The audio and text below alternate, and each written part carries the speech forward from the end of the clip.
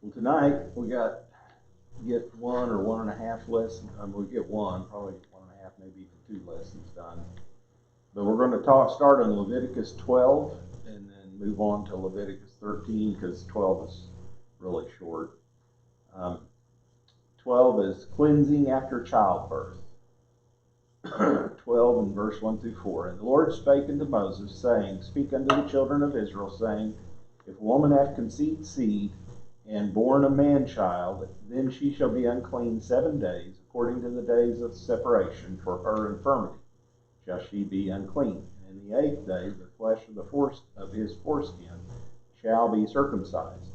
And she shall then continue in the blood of her purifying 3 days, or 30 days. And she shall touch no hallowed thing, nor come into the sanctuary until the days of her purifying be fulfilled. So this goes along with the circumcision part of it. And it's saying that she's unclean. Anytime what they believed, it seems like if you go back, anytime you have an injury, you become unclean. And because that, anytime you bleed, I'll say it that way, anytime you bleed, you become unclean. And because the life of the blood is the life of the body, if you bleed, they feel like that is a wound or something is causing it, then that causes you to be unclean. The person, whoever it is, in this particular case is after childbirth is what they're saying. And then, so they have 7 days that they are unclean. A woman is unclean after childbirth of a man, of a male. And then it goes on down a little bit. We'll talk about girls, females later. But it said in the 8th day, then they will circumcise the boy, and then she shall be continue in the blood of her purifying 33 days. I think every time I've read it, it kind of seems like that's harsh, that's something that is impeding upon them. But the way it was brought out and you can read through here on this, and some of the other commentaries that I read, was that this is like time off from work when you have a baby, because they basically don't have the duties that they have is put aside for a while. That way they can rest and they can bond with the child, is what they're trying to do. So if you have, taking care of the house and all that, somebody else in your family will do that for you. It's what their family, because they're family oriented. Either the mother or the daughter or the mother or the son or somebody would come in and take care and help prepare the meals, because a lot of them did live either real close to one another or even in a bigger house, a bigger tent if they had back then. So it's not really, what is it, maternity leave. It's kind of like maternity leave for them, to give them time to heal, time to get ready, get back into the service, because it says, they shall touch no hallowed thing, nor come into the sanctuary until the days of her purifying be fulfilled. She is being purified. Those 33 days, she's not unclean. She's only unclean the first 7 days. After that, she's clean, but they don't require her to come or to do any of the hallowed things. And this is also talking about the priests' wives, too, also. They can't cook the bread. They can't do the stuff that they're normally helping the shewbread with that. They may be, the priests are the ones preparing it for the altar, but they may go out and gather.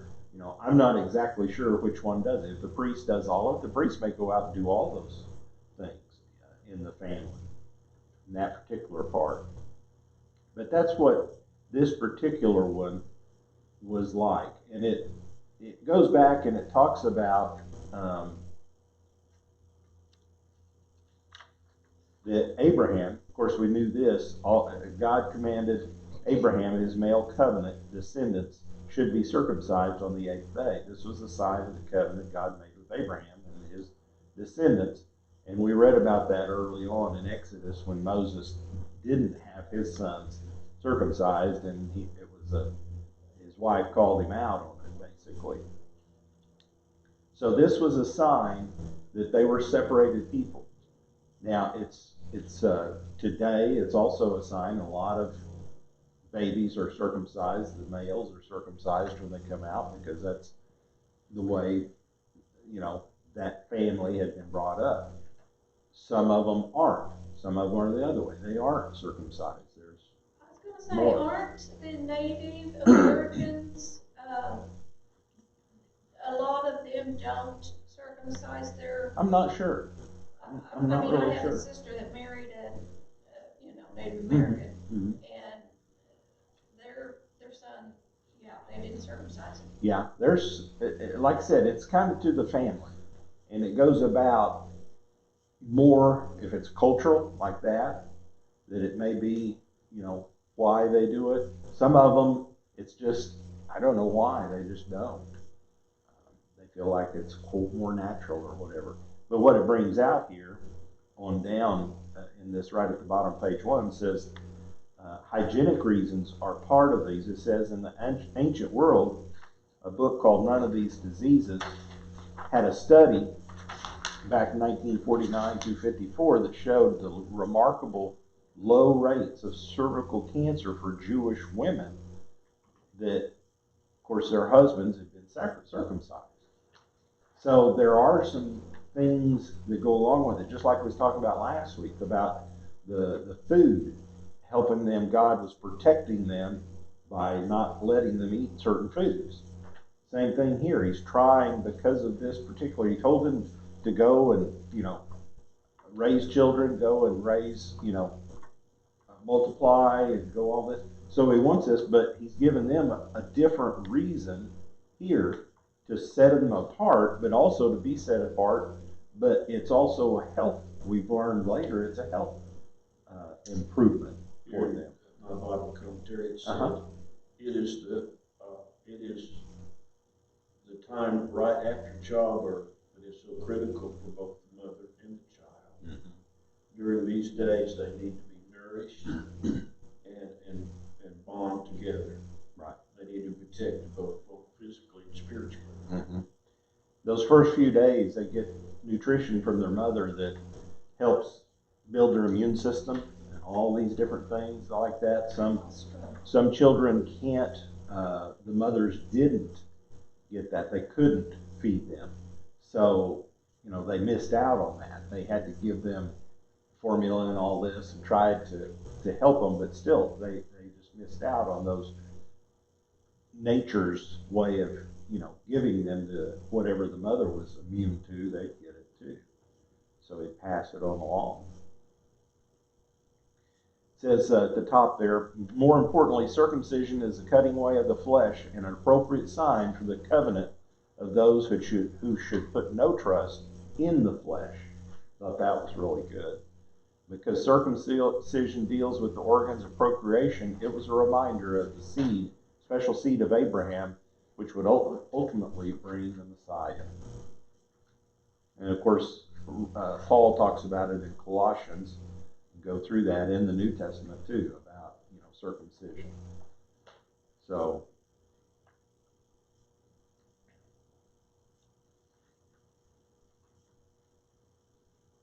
it was a total of 40 days that the mothers welcomed this rest of seclusion and bonding with the newborn. And here it goes about, it says what I said, a loss of blood can mean the loss of life. Anytime you lose blood, you become unclean, and you have to go through this particular process to be cleaned again.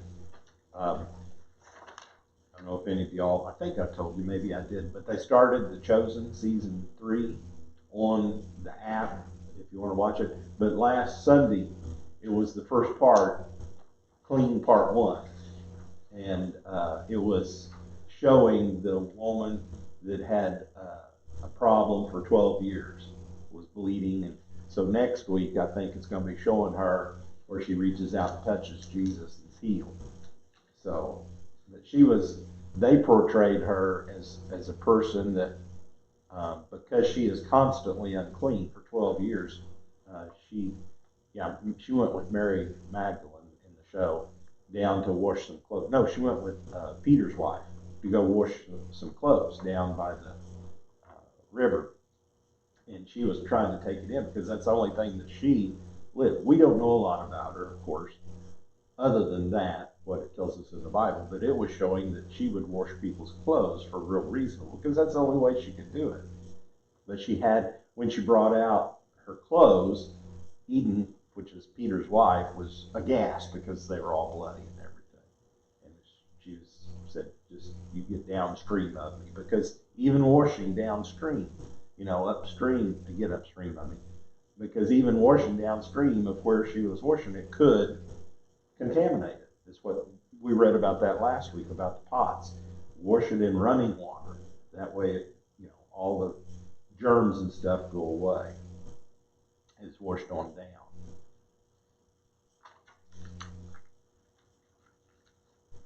Okay, verse 5, Brother Emerson. But if she bear a male child, then she should be unclean 2 weeks, as in her separation, and they shall continue in the blood of her purifying 6 days. A male child, yeah. If he bears a female, then everything's double. And they said, well, why is that? Why is it something? And it said, well, a mother of a female child received double the ancient equivalent.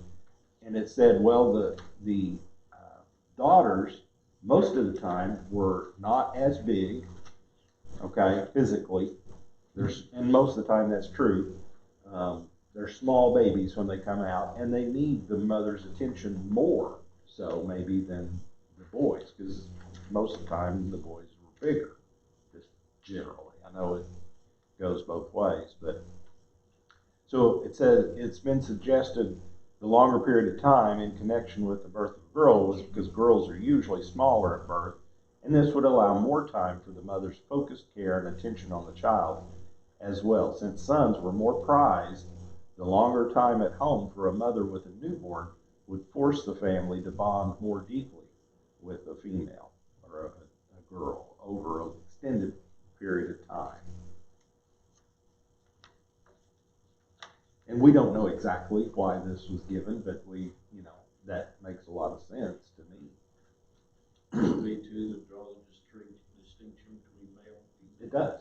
Because God's always made a distinction between male. Well, and they are going to be continuing on the process, and they will have more children as they go on. Of course, the males will too, but they're not in the same situation. So, 6 and 7, do you want to read that, Iris? And when the days of her purifying are fulfilled for a son or for a daughter, she shall bring a lamb of the first year for a burnt offering, and a young pigeon or a turtle dove for a sin offering unto the door of the tabernacle of the congregation unto the priest, who shall offer it before the Lord and make an atonement for her, and she shall be cleansed from the issue of her blood. This is law for her that hath borne a male or a female. So, after the time period is up, whether it be for a girl or a boy, then they're supposed to go and make a sacrifice to them. This is a ceremonial part. We talked about that before. It's more of a ceremony. It needs to be done, but they bring one, and it talks about one for a burnt offering and one for a sin offering. The lamb is for the burnt offering as a thank you kind of to God, brings her forth, and then the turtle dove or the pigeon is for the sin offering.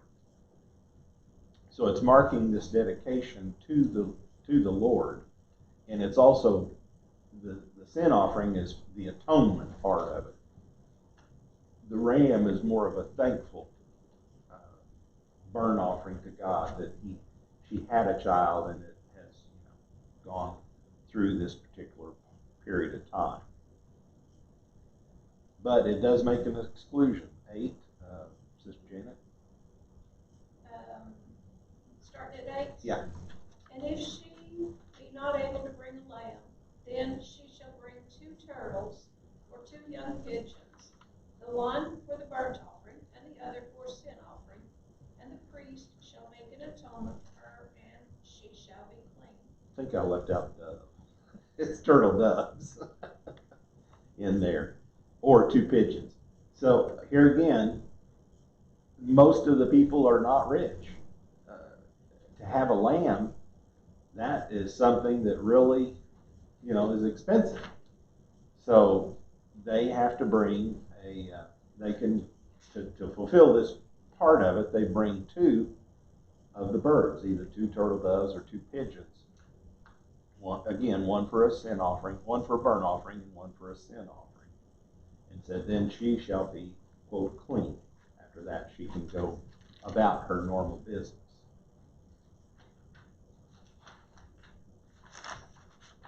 And like I said, that's all of that. That was a real short chapter.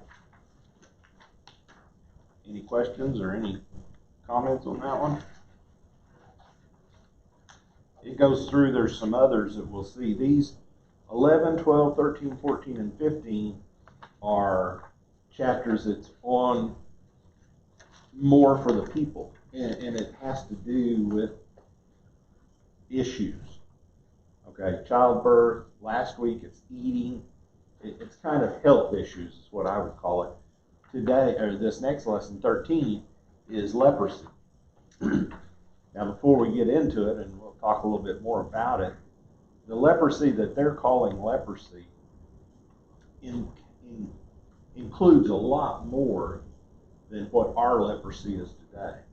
The leprosy that they call today is actually Hansen's disease. It's what they call it. And that's where the flesh actually rots away, depending on how long. We don't see it very much here in the United States.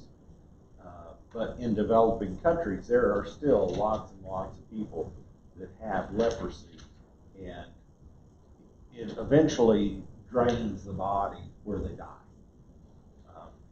Their fingers, and we'll go through this, their fingernails start falling off, and then pieces of their finger fall off because it just starts rotting.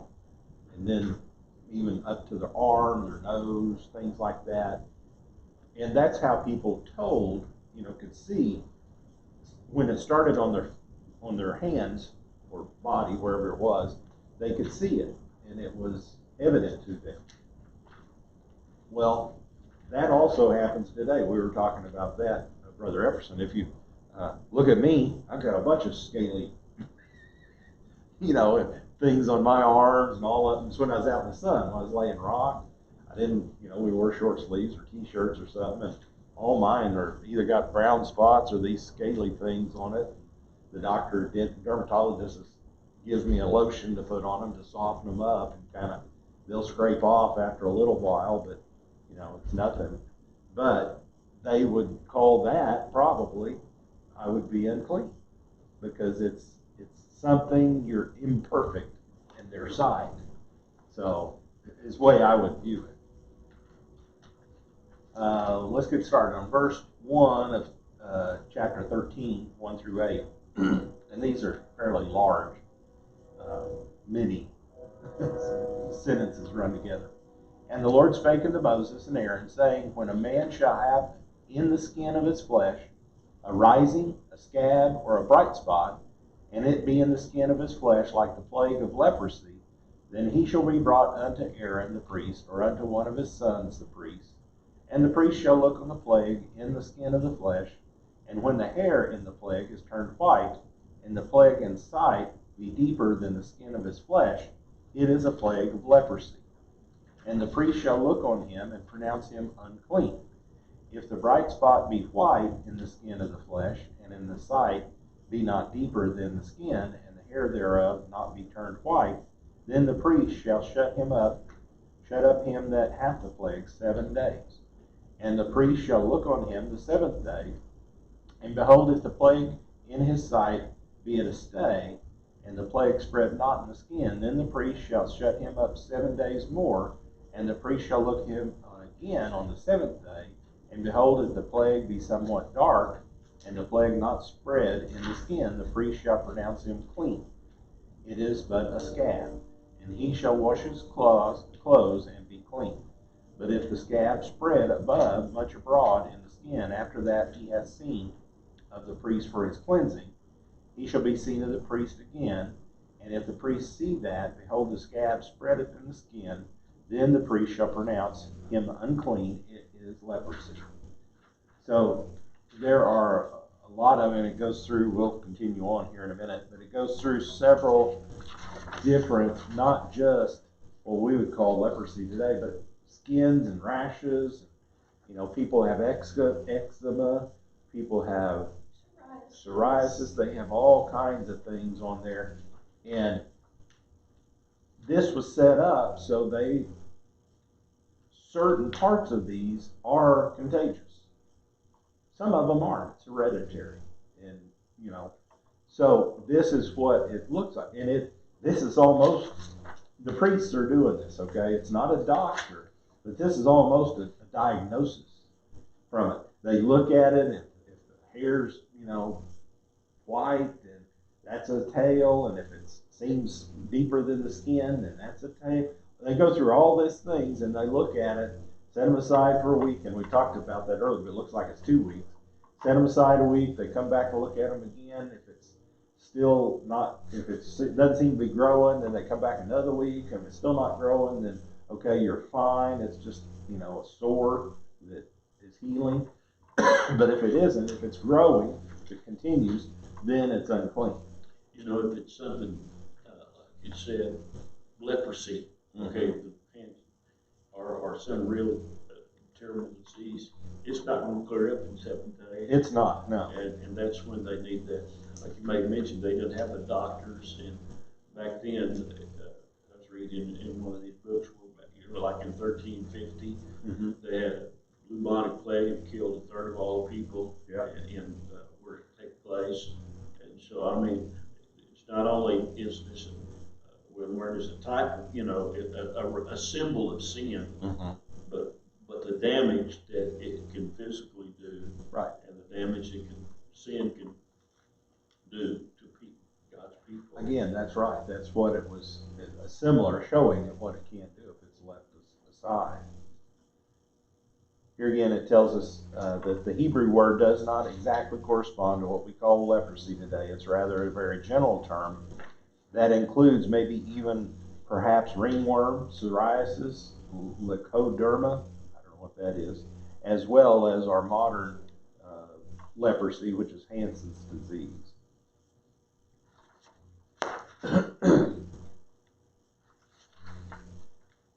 Illnesses such as smallpox, measles, scarlet fever might start out with a skin condition and be considered leprosy, and the person will be isolated for the necessary time until the condition cleared up.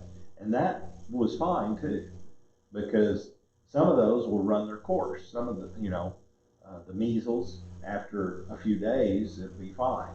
But you're contagious for that, so setting somebody aside is a good thing. I remember having the measles and chicken pox. I had to stay in my room. Yep. Stay out there and not do anything around the rest of my family. That's right. Poor old mama, though. Oh yeah, that take care of us. So this goes through. It says, it talks about their part of the way down on I. When leprosy first appears on a victim's skin, it begins as small red dots. Before long, they get bigger, start to turn white, having a shiny or scaly appearance. Soon the spots spread all over the entire body, and the hair begins to fall out.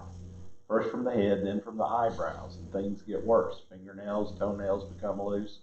They start to rot and eventually fall off. Then the joints of the fingers, and it just goes on through the gums, the mouth. Soon the body just wastes away. And there is no cure, even today. There's no cure for this. The only thing is that they have to be healed. If somebody, there's no medicine, no medical cure for this. And it baffles them even, up till today. It says leprosy was indeed nothing short of a living death, a poisoning of the springs, a corrupting of the humors of life, a dissolution little by little of the whole body, so that one limb after another actually decayed and fell off. Sounds like sin. It does. It does. These precautions were taken not merely for sanitary reasons or to guard against contagion, but for it was not certain that leprosy was contagious, but in order that the people might be taught the parable of leprosy, what a fearful and loathsome thing sin is through the sight of God. So that's where it brings in that and that's what they viewed it back in the Old Testament days, that you got this because of a sin of some sort that you caused or didn't, you did. This first part on page 4 talks about that, like leprosy, like a sin in many ways. It begins as nothing, it's painless in its first stages, but it grows slowly, it often stops or remits for a while, and then it returns. It numbs the senses, so you can't feel the affective area. It causes decay and deformity, and eventually it'll give the person a repulsive appearance.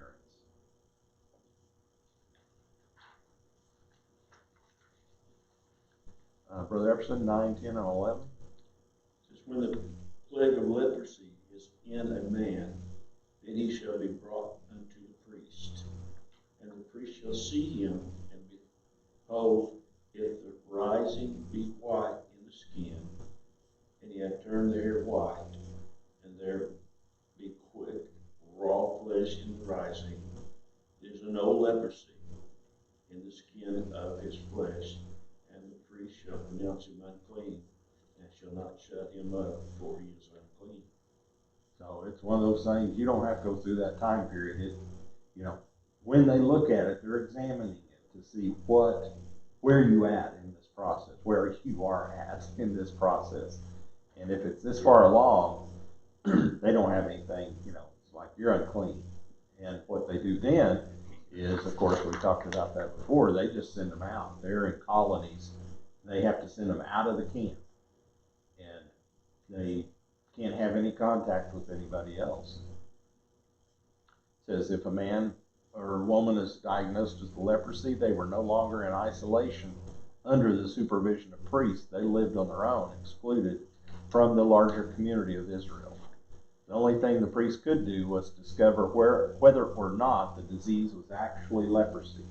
If it were not, then there might be a period of separation and presently a restoration to the community. If it was leprosy, nothing could be done other than separate the sufferer completely from the others. So there was, they were just kicked out.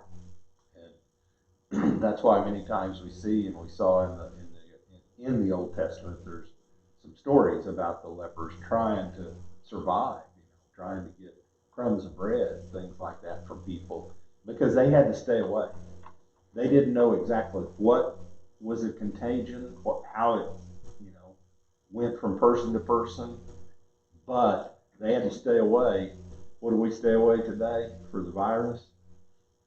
6 feet. They have to stay away 6 feet. I guess they got that from the Bible. I doubt that. But they had to stay away so many cubits from the person, and they had to cry out, unclean, unclean. That way they knew that they were, if they were trying to hide it, kind of like when we seen in the movie when that tradesman was trying to sell his wares, but he was really a leper, and he had his hands all covered up, and when it slipped and came up, or his neck or something, I don't remember what it was at, the guy saw that he had it, and you're unclean, get out of here, get out of my, I could call them and they'll go arrest you, and they'll kick you out. So the priests, they had to look at this, and they had to decipher stuff. So they had to get very close to these people. They did. So were they like supernaturally protected from getting it? I think some of the things they would be very careful because they would become unclean. Okay? They would look, but kind of like not touch. They would get, show me what it is, and they'd raise it up. So I think they would I'm thinking that yes, they were somewhat protected by God, but he did it, he made these rules, and as they put the rules down, God put that to protect them too. Okay? That you got to stay away so many feet. You got to do this. You got to do these certain things. Because when it's first going, just like any disease, sometimes early on you don't even know you have it, but you can spread it, like we have today. And sometimes it's not. If you don't have a fever, you won't spread it. Each disease is a little different. So I'm not really sure what this was. When I was growing up, I suffered from boils. Well, that's not catchable. I mean, you're not going to catch, but they sure are painful. Well, I had one on my neck. It's huge. And it burst one day in the shower. And man, it felt so good afterwards, but man, all kinds of junk come out of it. And it finally, I actually got 2 knots on my back, one in the middle of my back, one on my shoulder. I had one up here, and I had the dermatologist take it out, a cyst. And I got 2 more I need to have done, but too personal, sorry. But that's just, that's what I suffered through, so kind of through my teenager years. And as I was growing up, and I still, even my dad, I guess I got it from my dad because he had a couple of places taken off on his back. I know when I was, probably 15, 16. Don't they say that that's just a hair follicle that gets stopped up? It depends. Sometimes it's not. When it's a cyst, it's some other kind of growth in there, because otherwise they could get it out. But turn it off. Darla tries her best. Harold went to the doctor with one on his neck, Yeah. and they lanced it. And, Yeah. and boy, you're right. That stuff is just yucky looking. It is. It's nasty. But I thought they told him it was a hair follicle that gets stopped up and clogged. It can start as that, but then that, like these are hard. They are just hard. It's the boil that I had, it was soft. You could move it around, but these are just knots almost, just hard. And when she cut it out, she told me it was a little sack. I mean, you get the whole thing. She said, I got everything it looks like, and they sent it off just to make sure, it was what it's supposed to be. And there was nothing wrong with it, but that's just, that one, I don't know what they've come up with those. And I'll have to ask her when I go back what that actually, how they form, because I don't know. It's crazy. Anyway, that's what grossed everybody out. And so where was that part about they had to stay so many feet or? We're coming up to that. Oh, okay. It's a little later in this particular one. 12 through 17, you want to read that for us, Iris? And if a leprosy break out abroad in the skin, and the leprosy cover all the skin of him that hath the plague, from his head even to his foot, wheresoever priest looketh, then the priest shall consider, and behold, if the leprosy have covered all his flesh, he shall pronounce him clean that hath the plague. It is all turned white, he is clean. But when a raw flesh appeareth in him, he shall be unclean, and the priest shall see the raw flesh, and pronounce him to be unclean. For the raw flesh is unclean, it is a leprosy. Or if the raw flesh turn again and be changed into white, he shall come into the priest, and the priest shall see him. And behold, if the plague be turned into white, then the priest shall pronounce him clean that hath the plague. He is clean. Yeah, this is to me, it's kind of a little weird. It's a little different. But the way, if you go down Let's through. make mention one thing. It says, Sure. look and see. They didn't touch them. That's right. That's what I was saying. If they touched them, they would be unclean. They would be It turned out to unclean. be unclean. That's right. They would have to go.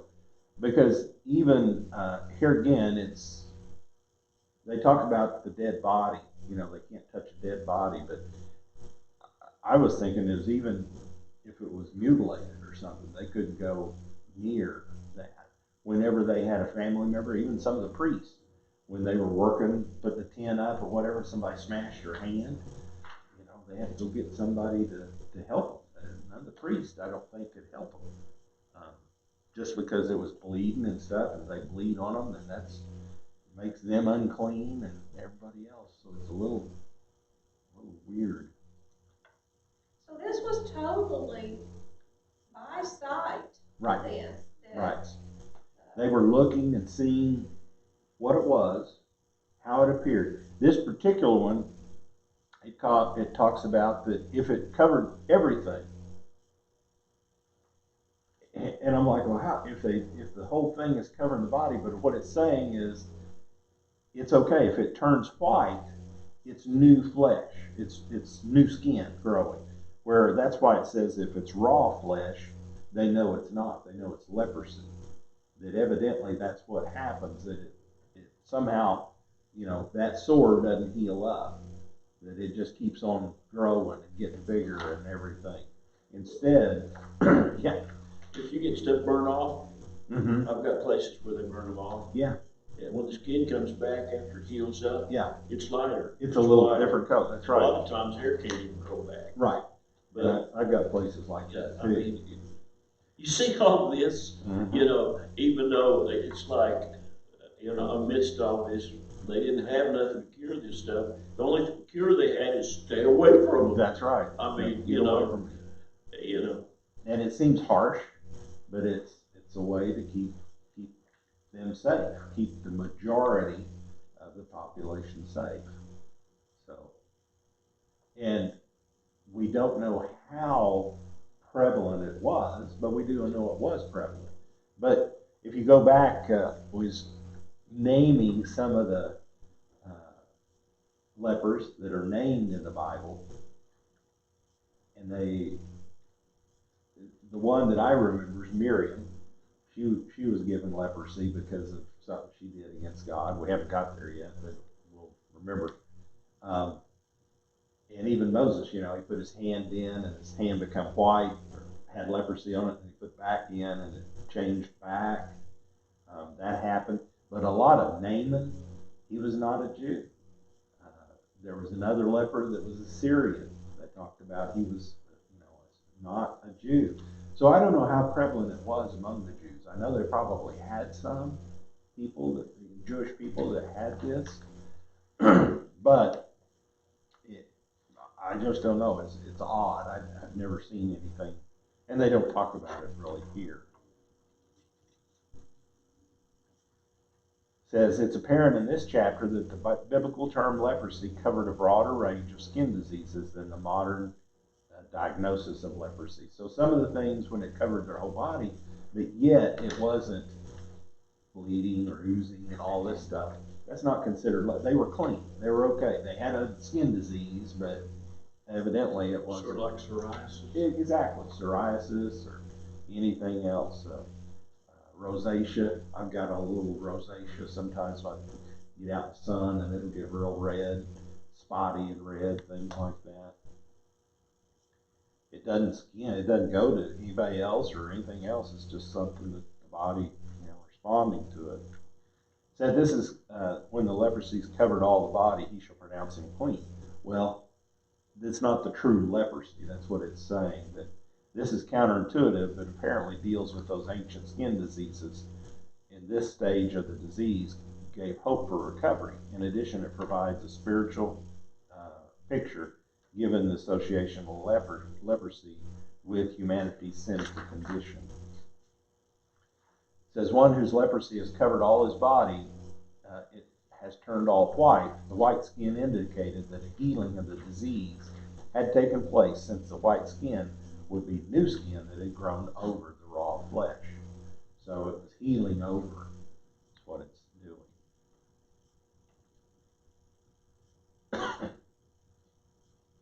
Okay, going on down to 18 through 23. Janet? The flesh also, in which even in the skin thereof was a boil, and is healed. And in the place of the boil there be a white rising, or a bright spot, white and somewhat reddish, and it be shewed to the priest. And if when the priest seeth it, be lower than the skin, and the hair thereof be turned white, the priest shall pronounce him unclean. It is a plague of leprosy broken out of the boil. And if the priest look on it, and behold, there be no white hairs therein, and if it be not lower than the skin, but be somewhat dark, then the priest shall shut him up 7 days. And if it spread much abroad in the skin, then the priest shall pronounce him unclean. It is a plague. But if the bright spot stay in his place and spread not, it is a burning boil, and the priest shall pronounce him clean. I knew one Excuse me, guy. that's it. Yeah, that's it. I knew one guy one time, and he had on his arm, he was out there, one of the workers that we had, and on his arm he had a scab or something, and he picked at it, and it continually got bad. So another one of the things may be melanoma, because that's what his was. And one time when I saw it, the next time they cut a huge piece out of him. I mean, you could hold it up and his arm was like that. They had to cut that out because it had gotten that deep, because he kept messing with it and didn't go to the doctor or anything like that. So, skin cancer, what we would consider skin cancer today, might be part of this too. We don't know, because it grows, but if it stays still, it's not going to. And there was no way they could tell what was contagious and not contagious. That's right. They didn't.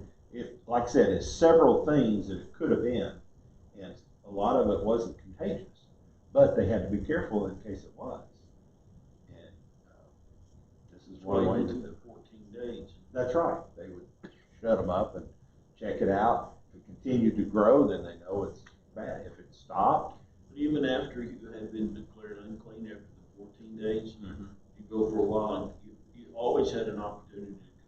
You could go back, like you said, it went up to like 3 times. And that third time, then they kicked you out. But when we see in the messages of Jesus, when he told them to go and show the priest, if it healed, you could go back to the priest and, they would count you not unclean then. You'd have to go through, and we haven't got to that part, I don't know if we do in this verse, but you're unclean, so you have to, do an offering. You have to become clean again. They have to pronounce you clean. But this is particular time, like the boil. A boil, it could develop into something else if it gets infected. I mean, but it basically is an infection. But if it spreads, then it could go on and become this, what they would call leprosy. Verse 24. Or if there be any flesh in the skin, whereof there is a hot burning, and the quick flesh that burneth have a white bright spot, somewhat reddish or white, then the priest shall look upon it, and behold, if the hair in the bright spot be turned white, and it be in sight deeper than the skin, it is a leprosy broken out of the burning. Wherefore the priest shall pronounce him unclean. It is the plague of leprosy. But if the priest look on it, and behold, there be no white hair in the bright spot, and it be no lower than the other skin, but somewhat dark, then the priest shall shut him up 7 days. And as the priest shall look upon him on the 7th day, and if it be spread much abroad in the skin, then the priest shall pronounce him unclean. It's the plague of leprosy. And if the bright spot stay in his place, and spread not in the skin, but it be somewhat dark, it is a rising of the burning, and the priest shall pronounce him unclean, for it is an inflammation of the burning. So, here again, it's another, what I would say, another different disease than what we call leprosy, but it could lead to that. It's one of those things. And I'm not really sure. They talk about the body receives a burn. Of course, when the body's burnt, it's raw flesh there for a while, and it has to heal up. And if in that healing process it doesn't heal correctly, then they call that leprosy. It evidently spread sometime. It wouldn't heal up correctly. And it may be because, they didn't have, you have to wrap it, keep it, from getting germs and everything. And I know that's hard, would be hard out in the desert,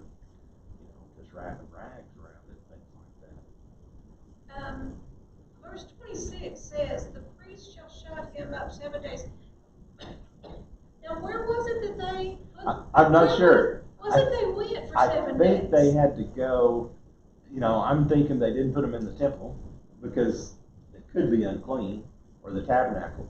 I think they had to set them aside somewhere. So they went out away from everybody else somewhere. I don't know where they went. It doesn't really say. So they couldn't be at the temple, they couldn't be at their. Now, if they were, say a young man that had his own tent, I guess that would be okay. Because a little later on, we'll read some more about that. So I kind of think that may be what or he would go back to his tent and he'd tell his wife or kids or everything, go over to grandma's or whatever, and stay away for 7 days. Some way they had to shut themselves off. They had to stay away from it, for 7 days. So, and that to me sounds more practical, that they were still living and everything, but they, wouldn't be out in the open by themselves. But it doesn't really say. And I didn't really see anything on the commentaries I read about it. Let's see. 29 to 37.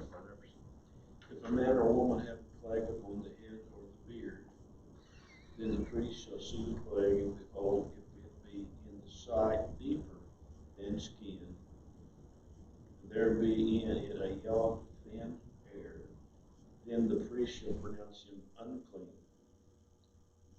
It is a dry scald, even a leprosy upon the head or the beard.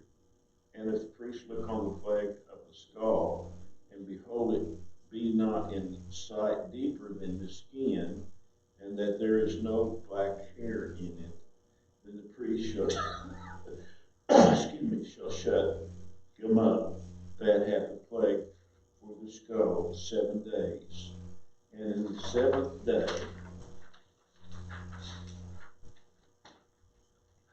the priest shall look upon the plague, and behold, if the scald spread not, and there be in it no yellow hair, and the scald be not in sight deeper than the skin, he shall be shaven, but the scald shall not be shaved, and the priest shall shut him up that hath the scald for 7 more days.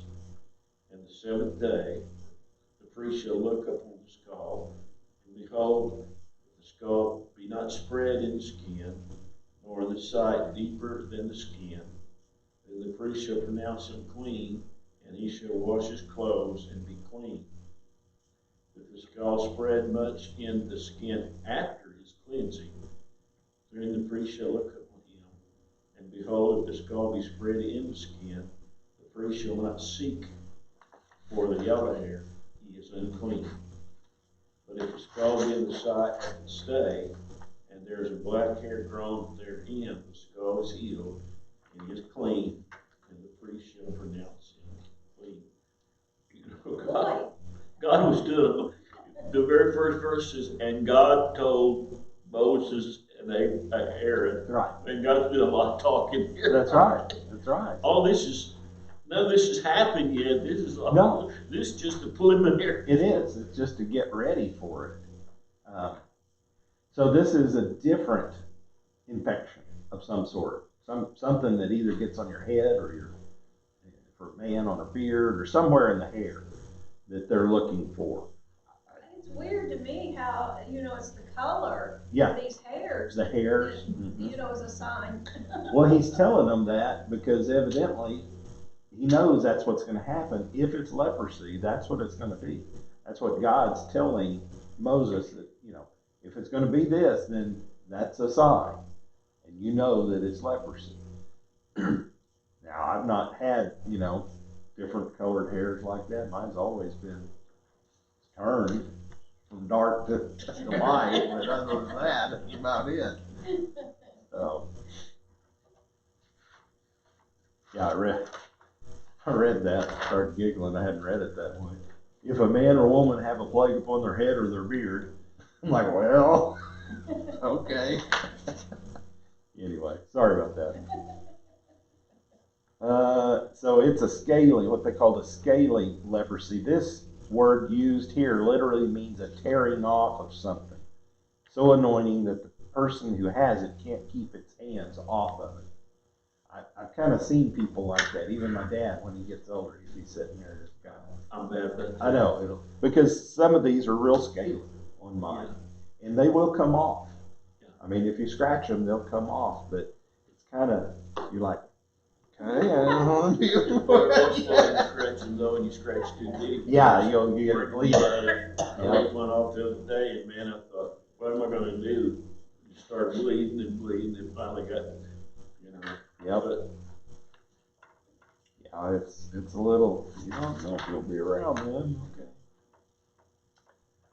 Iris 3839.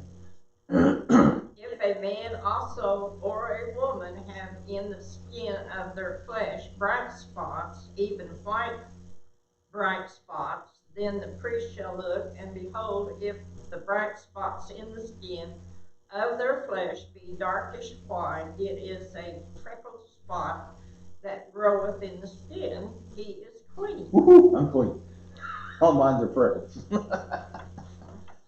my Well, granddaughter. I'm glad I'm not a priest. I was gonna say, they had I'm glad. They to do. learn all the sacrifice stuff, and And then now, all this and stuff. now they're having to learn all this medical stuff. That's Can you right. check me out today, Pastor? Yeah, can you I wanna do that. Freckles. Okay, let's go to 40-44, Janet. And the man whose hair is fallen off his head, he is bald, yet is he clean.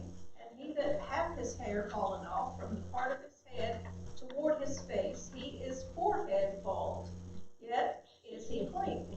And if there be in the bald head or bald forehead a white reddish sore, it is a leprosy sprung up in his bald head or his bald forehead. Then the priest shall look upon it, and behold, if the rising of the sore be white reddish in his bald head or in his bald forehead, as the leprosy appeareth in the skin of the flesh, he is a leprous man, he is unclean. The priest shall pronounce him utterly unclean, and his plague is in his head.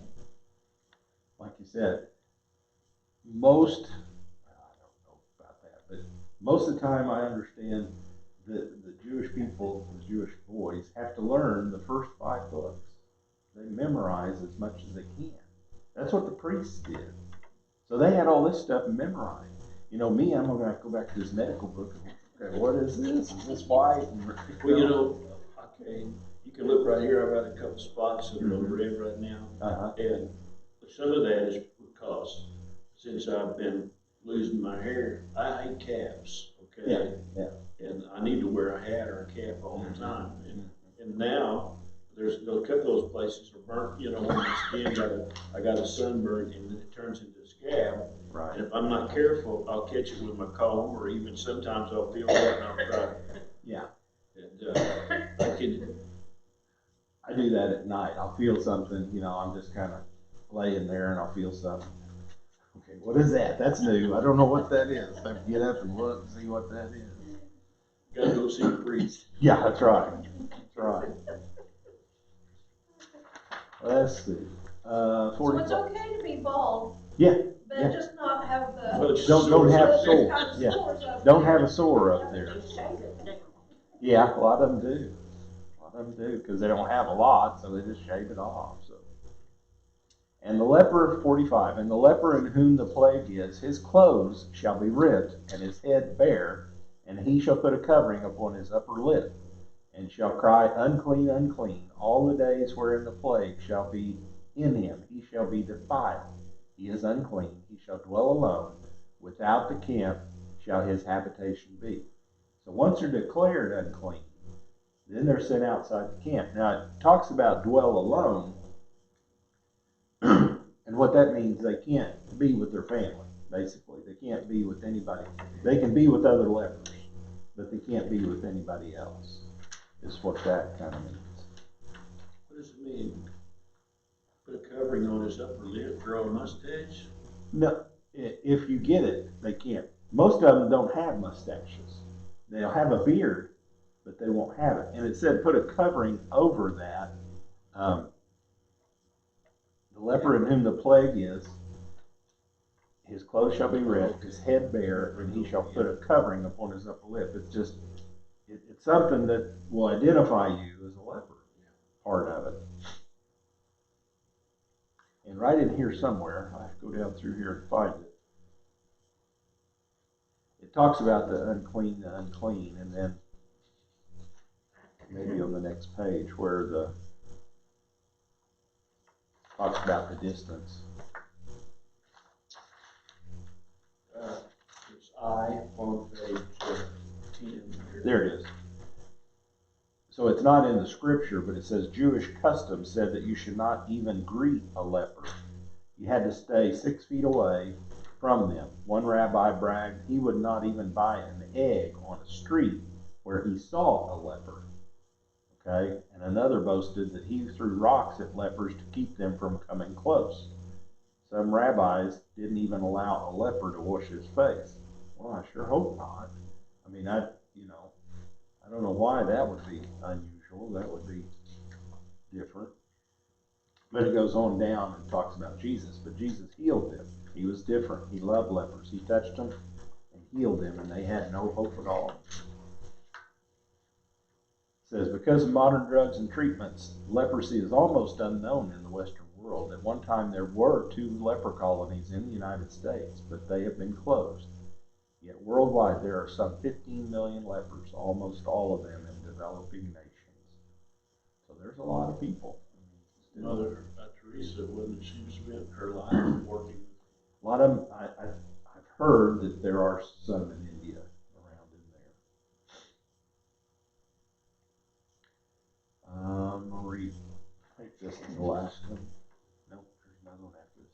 The garment also, 47, the garment also that the plague of leprosy is in, whether it be a woolen garment or a linen garment, whether it be in the warp or in the woof of linen or a woolen, whether in a skin or in anything made of skin, and if the plague be greenish or reddish in the garment or in the skin, either in the warp or the woof, or in anything of skin, it is a plague of leprosy, and shall be showed unto the priest. And the priest shall look upon the plague, and shut up it that hath the plague 7 days, and he shall look on the plague on the 7th day. If the plague be spread in the garment, either in the warp or the woof, or in the skin, or in any work that is made of skin, the plague is a fretting leprosy, it is unclean, or spreading. That's what that means. He shall therefore burn the garment, whether warp or woolen, or in linen, or any skin of a thing wherein the plague is. For the fretting, it is a fretting leprosy, it shall be burnt with fire. It's the only way that they could clean it. That would kill it or do away with it if it was actually that. Now there are certain things that was in it, and the skin of it's what they're talking about, leather. The leather that they wore on their feet or on their hands or whatever they wore, that was tough. But we can see that there's mildew. We know what mildew is. So that may even be part of it, that black mildew that would kill people. That was a spreading, maybe considered part of it. 53, and the priest shall look, and behold the plague be not spread in the garment, either in the warp or the woof, or in anything of skin. Then the priest shall command that they wash the thing wherein the plague is, and he shall shut it up 7 days more. And the priest shall look on the plague after that it was washed, and behold, if the plague have not changed his color, and the plague be not spread, it is unclean. Thou shalt burn it in the fire. It is a fret inward, whether it be bare within or without. And if the priest look and behold the plague be somewhat dark after the washing of it, then he shall rend it out of the garment, or out of the skin, or out of the warp, or out of the woof. And if it appear still in the garment, either in the warp, or in the woof, or in anything of skin, it is a spreading plague. Thou shalt burn that wherein the plague is with fire. And the garment, either warp or woof, or whatsoever thing of skin it be, which thou shalt wash, if the plague be departed from them, then it is washed the 2nd time, and it shall be clean. So not only, you personally, what you had on, but what clothes you had on. If it had something in it, then you had to get rid of that. And as a leper, you had to try to find something else to put on, because you had to go burn that, because it was, this may be that if if you wasn't, even if you wasn't a leper, if you had this in it. Say somebody was living in a house with a leper and they were considered, found out they had leprosy and go on, but yet they were wearing some of the other clothes, then they had to go through those clothes. So the people had to bring those clothes and show them if it had these different mildews or plagues in them that they saw, and they had to get rid of that. So the family, it's protecting the family here again, if that was part of it, if they were a part of that.